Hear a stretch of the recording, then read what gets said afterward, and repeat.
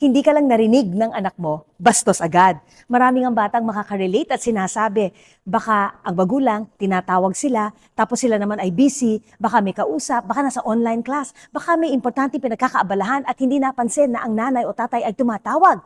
At syempre, pag hindi bitawan ng anak o ano man ang ginagawa at tumakbo sa magulang, kung ano-ano na ang sasabihin, magagalit na at sasabihin, bastos ka, tinatawag kita, kailangan kita ngayon. Teka muna, minsan simple lang. Mga mama dyan, mga papa, hindi lang kayo narinig. Baka kailangan lumapit ka, lakasan mo konti ang boses. Pero para magparatang ka, nabastos ka talaga, hindi kayo sumasagot, hindi yata tama yun.